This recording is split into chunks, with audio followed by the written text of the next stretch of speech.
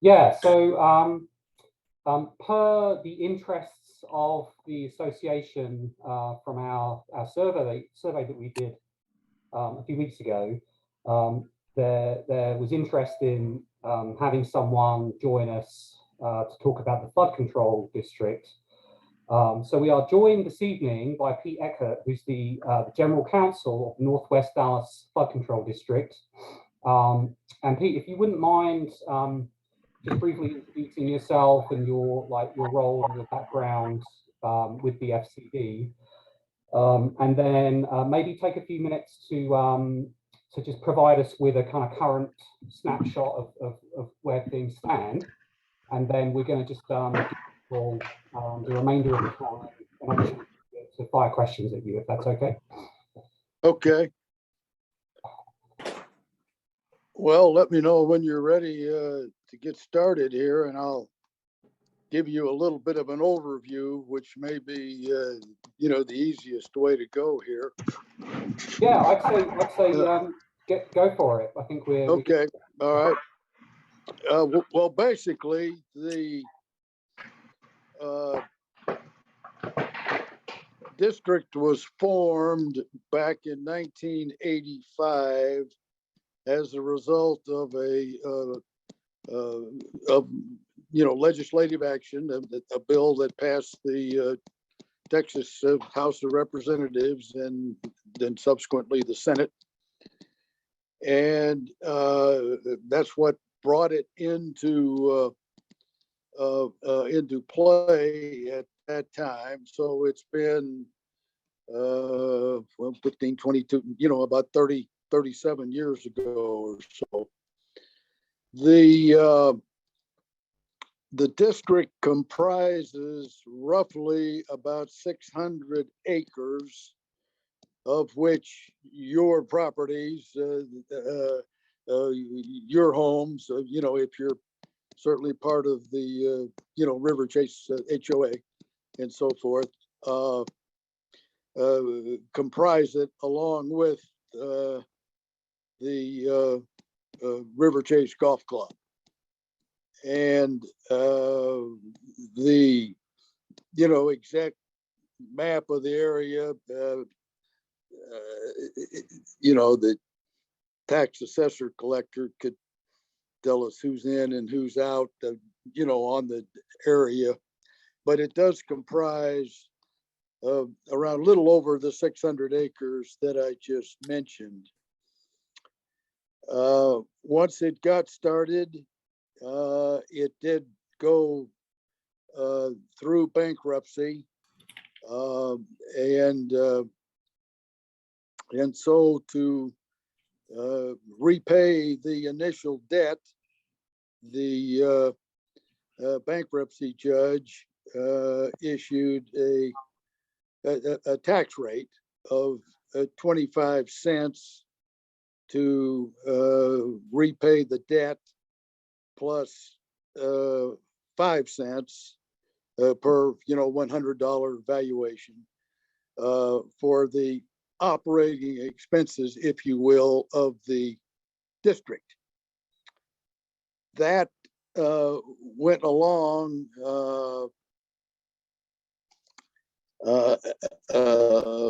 for a good number of years, except the district could see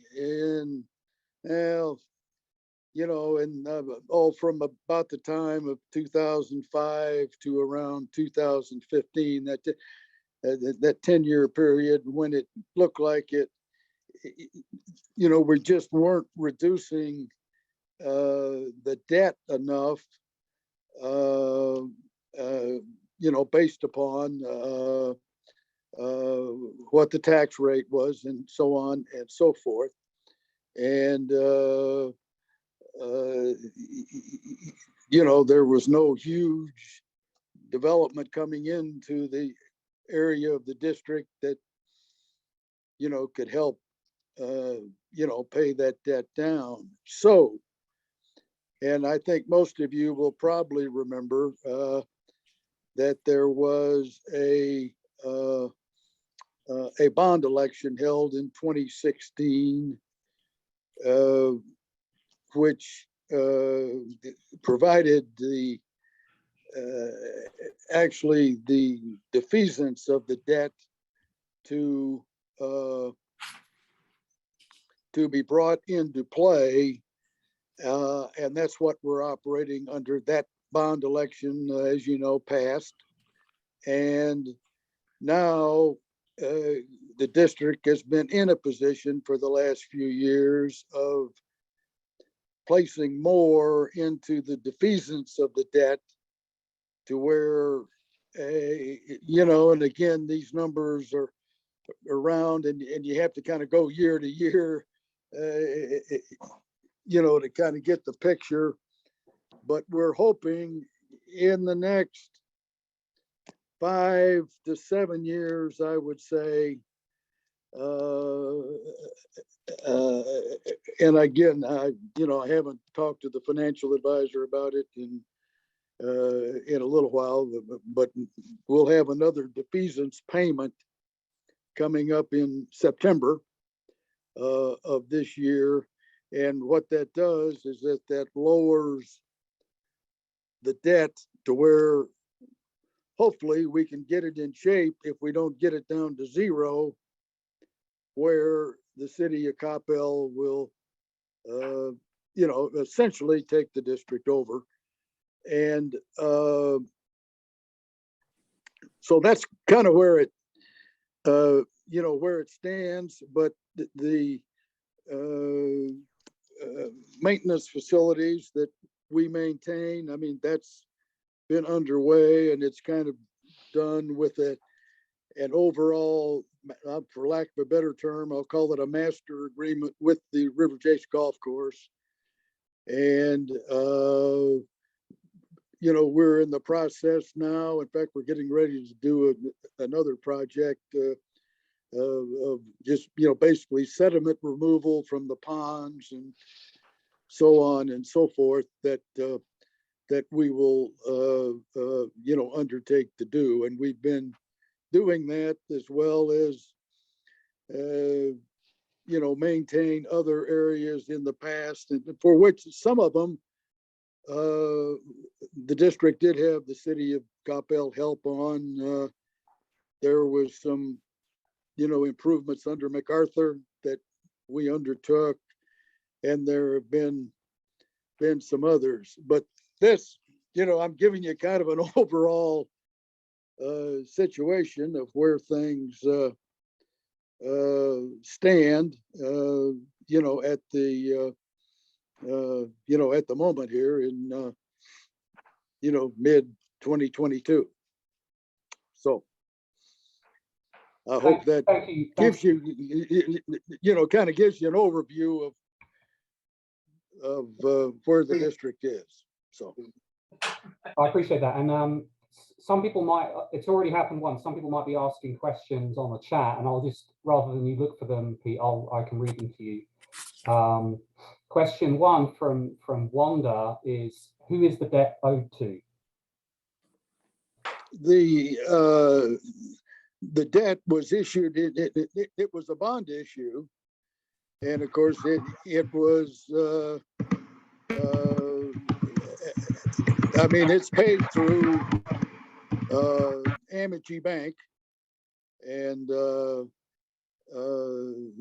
the, you know, they're the ones that hold the note, so to speak. So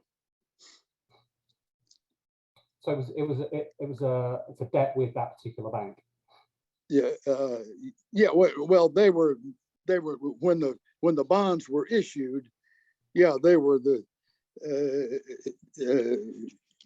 you know, holder of the bonds and so forth, and it and so they're the ones that and I can give you all a current. I would just have to get a hold of the latest Amity Bank statement, you know, which I can do, and I'll be happy to provide that. So. Yeah, It, so actually, you know, I don't have it in front of me, but anyway, you know, I can certainly do that. So yeah, that'd be great. And we plan to actually send a recording of this this part of our meeting out to all the homeowners, so we can, if you could get that to me, Pete, we can attach that, so that'd be useful. Yeah, yeah. Gerald asked what the balance on it, so I guess that's what we'll include, Gerald. Yeah. And so actually, Jody has the same question that I had. What does it actually mean for the city to take over the debt? Like, what would that mean actually for homeowners, I guess, if anything? Would anything be different? If what now? If the city takes over the loan in 5 to 7 years, what does that mean for us as homeowners?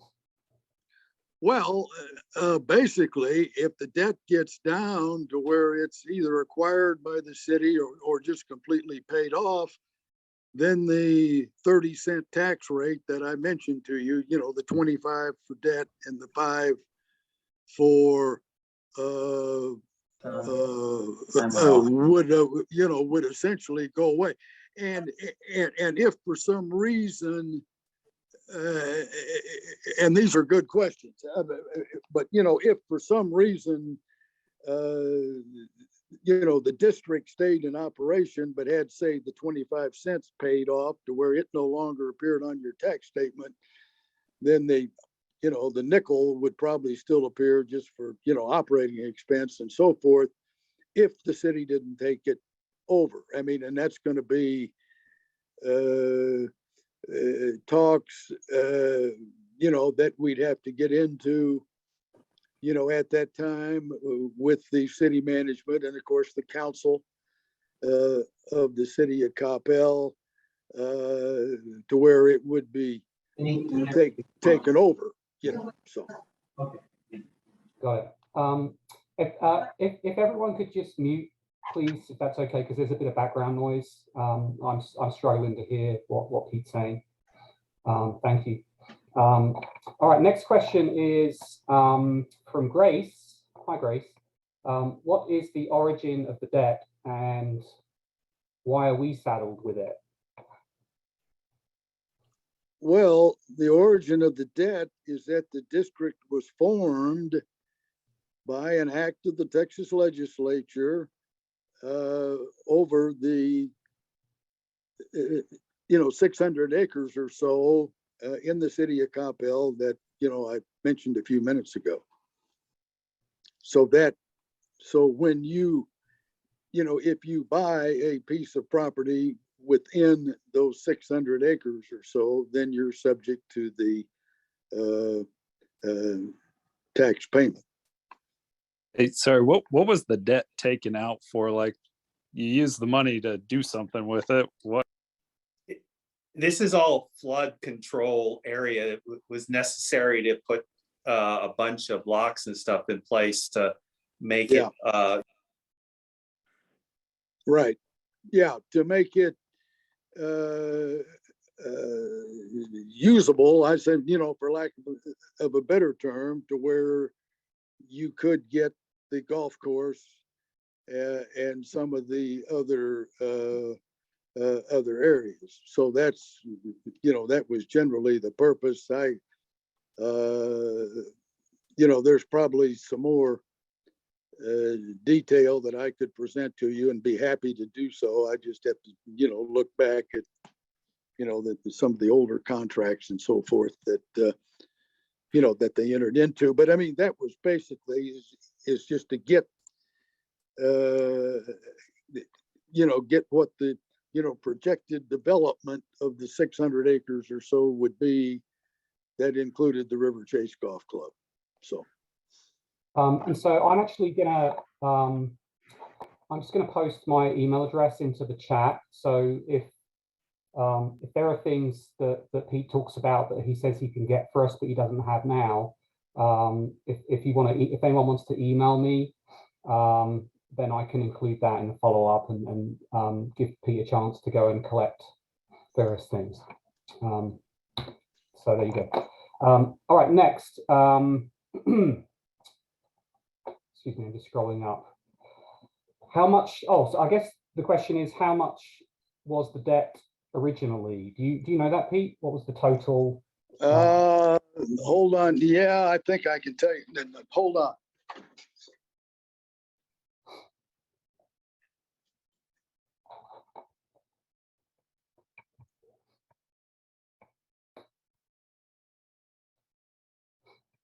It probably is best, guys, for us to keep the questions to the chat, 'cause it's easier to manage that way, if that's okay with everyone.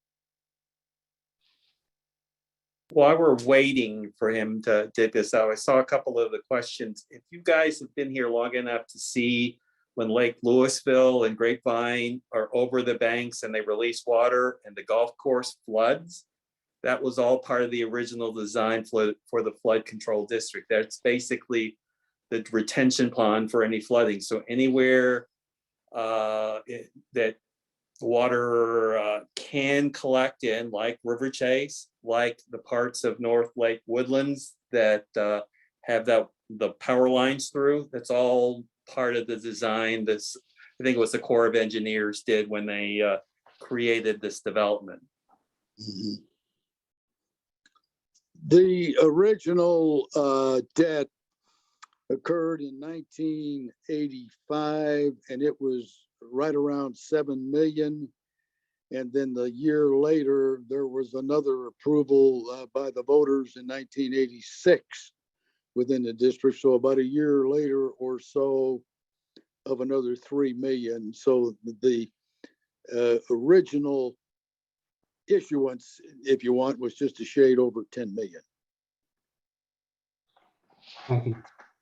Wanda asked, why don't we get any exemptions, homestead or over 65, like other tax entities? I think those are that's a good question. I can check that, but I believe that it is those type exemptions are for cities or school districts or the county and so on. That this is a, again, it was a special district, and there are a number of them in this state. In fact, a bunch of them that was approved by the legislature.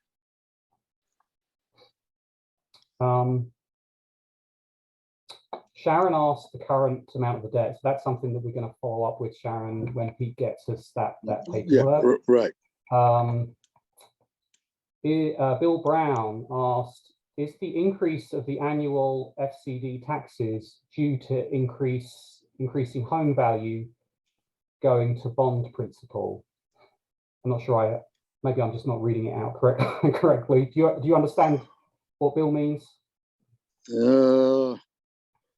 Well, it's the tax rate, again, was set back in the early 90s by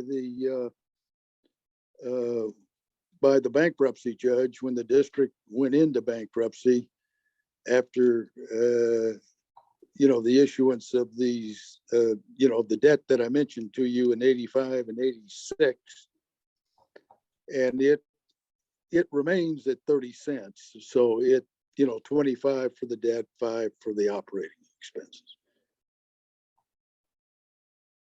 Got it. Peter White, has the city indicated it would consider taking over the debt and responsibility for the flood control district, or is this just a desire of the flood district board? On who to take it over? The city. The city. Well, it's normally not going to happen because, until the debt gets down there. I've been involved before in, for example, I was representing the city of the Colony at the time that they took over their water district and so forth. And it just, has to be because the taxes that the city level, passes, it goes to every piece of property, and one's not lower than somebody else or anything of the sort, or neither is the school district. So that's the reason for it, and it just had to be. So it has to be in some kind of shape to where it doesn't hinder anybody else, in the city, if the city takes it, takes it over. So the city has taken a strong stance, and for like the DeForest area and other areas of the flood, they're not going to take responsibility for any of that. So unless somebody is saying they're interested in it, it seems like it's a pipe dream. Well, that's a good question, and I wish I could provide you with the answer, but we're just going to have to see. But the goal that the district has is to get the debt down to where it is at least a good area of conversation for the for the city at that point to move in.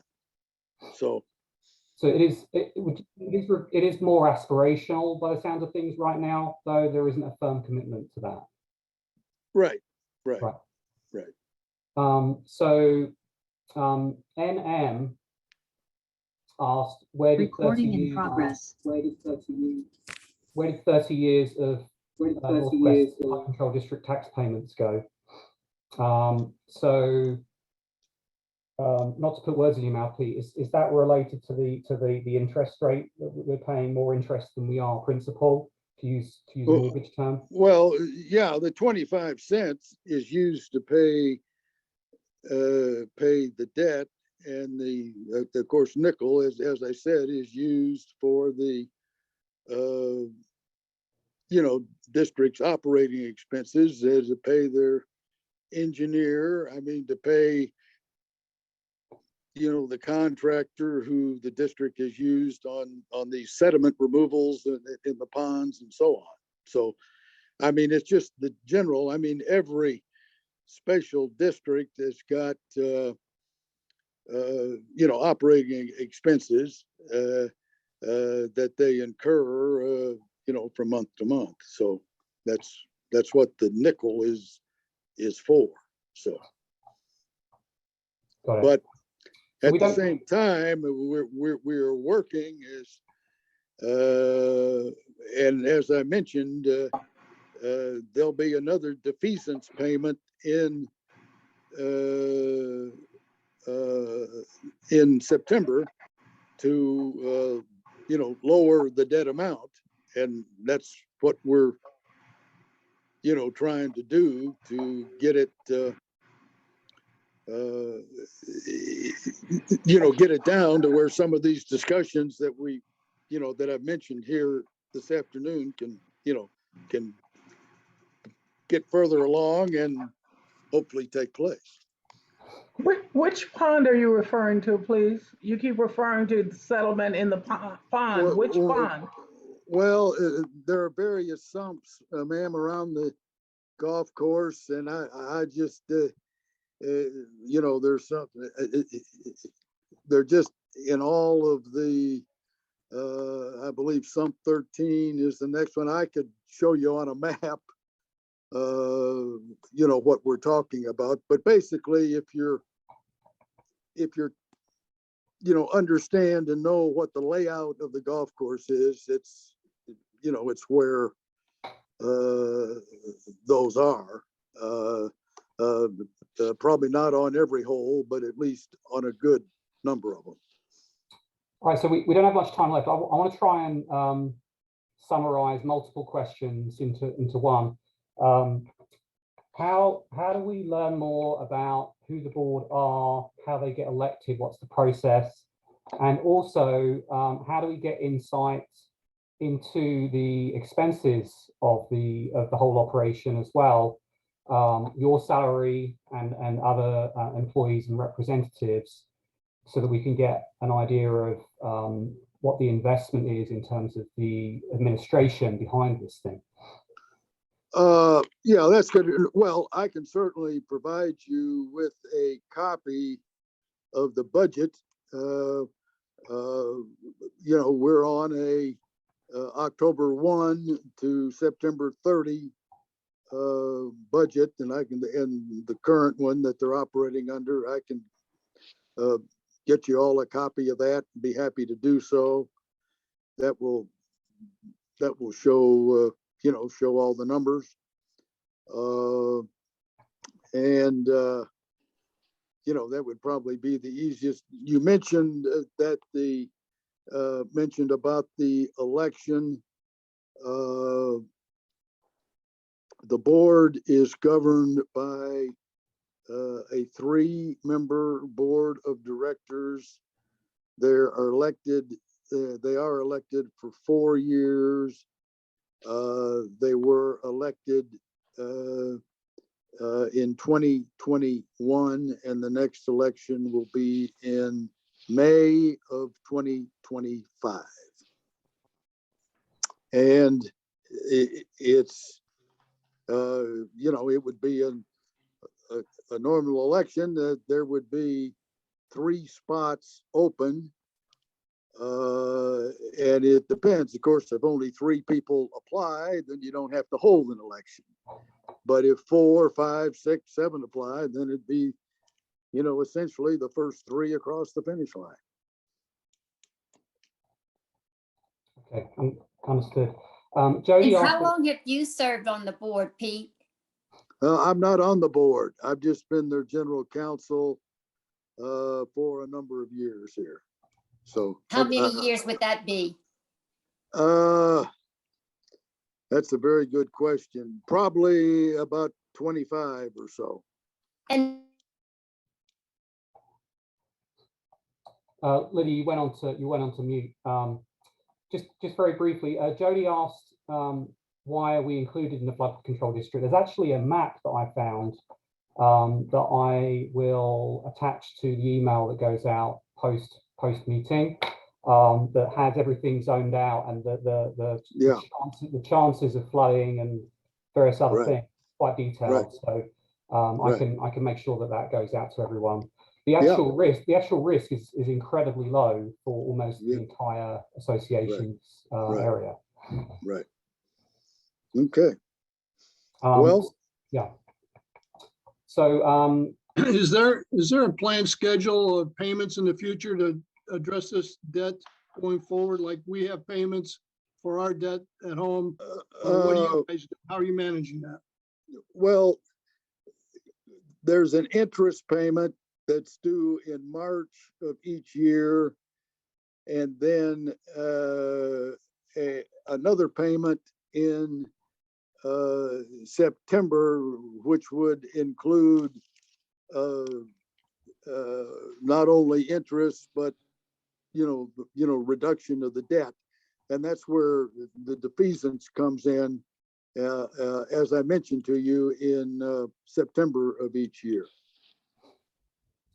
So it's interest only in March, and then the whole ball of wax, so to speak, in September.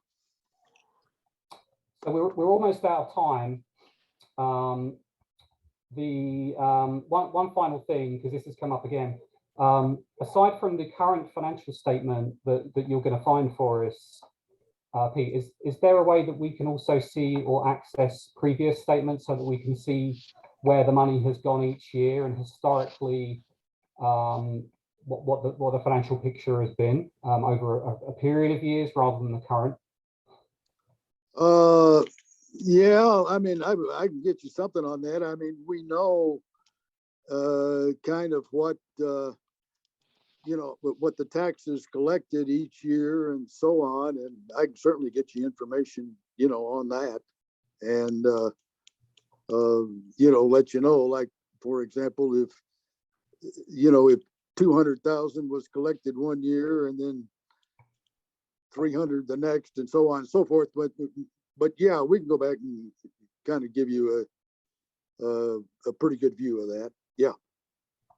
Okay, well, I'm sorry, everyone, that we haven't had a chance to put all of our questions to Pete, but I do want to thank Pete for coming into the Okay. line of fire today, and Oh. we would welcome you back if. Okay, very good. We might give you 2 weeks break, and then we'll have you back again. Okay, And all right. and then I will email you and compile everything that people send over to me. Okay, So everyone on the call will try and get as much extra information as we can and paperwork right. to satisfy everything that you'd like to know, hopefully. Okay. So thank you to Pete. I really appreciate it. All right. Okay, you bet. Thank you so much, Pete.